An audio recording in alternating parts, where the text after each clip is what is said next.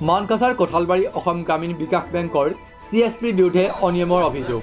লকডাউনৰ এনে সময়তে মানকাছাৰ কোঠালবাৰীত অসম গ্ৰামীণ বিকাশ বেংকৰ CSPৰ বিৰুদ্ধে অনিয়মৰ অভিযোগ তুলিছে গ্ৰাহকে। উল্লেখ্য যে CSPটোৰ স্বত্বাধিকাৰী আবু হানিফ শেখে গ্ৰাহকৰ জমা ধন হৰলুকি কৰাৰ লগতে টকা উঠাই দিওঁতে কমিশ্যন লোৱা অভিযোগ তুলিছে গ্ৰাহকে।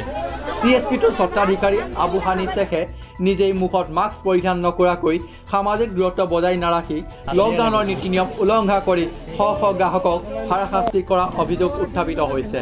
আনহাতে যি সময়ত মুখত মাস্ক পৰিধান নকৰিলে জৰিমনা লোৱা ঘোষণা কৰিছে প্ৰশাসন তথা চৰকাৰৰ, ঠিক এনে সময়তে লকডাউন উলংঘা কৰি গ্ৰাহকৰ ধন হৰলুকি তথা গ্ৰাহকৰ পৰা কমিশ্যন খাই জমা ধন মুকলি কৰি দিয়া CSPটোৰ স্বত্বাধিকাৰী আবু হানিফ শেখৰ বিৰুদ্ধে বিহিত ব্যৱস্থা ল'বলৈ প্ৰশাসন তথা চৰকাৰক দাবী জনাইছে।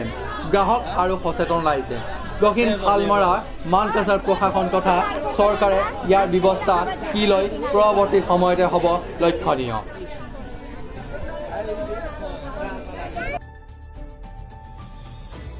ইয়াত হৈছে কি হৈছিল মানে যোৱাকালি এজন কিয়তা আহিছে 5,000 টকা উদ্যোগৰ কাৰণে উদ্যোগ 5,000 টকা দিছে, কিন্তু 1,000 টকা থকা বুলি 1,000 টকা মানে কিয়তাজনে হাতত দি পেলাই পঠাই দিছে।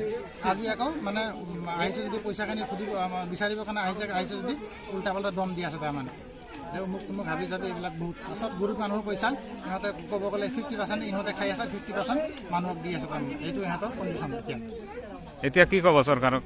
চৰকাৰক মানে এতিয়া পুলিচ মানে প্ৰশাসনক অনুৰোধ কৰিছোঁ যে ইয়াৰ যিজন মানে যাৰ নামত এই CSPটো আছে ইয়াৰ ওপৰত মানে কঠোৰ মানে যিমান পাৰে কঠোৰ শাস্তি মানে যোনটো চৰকাৰে যি হিচাপত ল'ব লাগে ল'ব লাগে।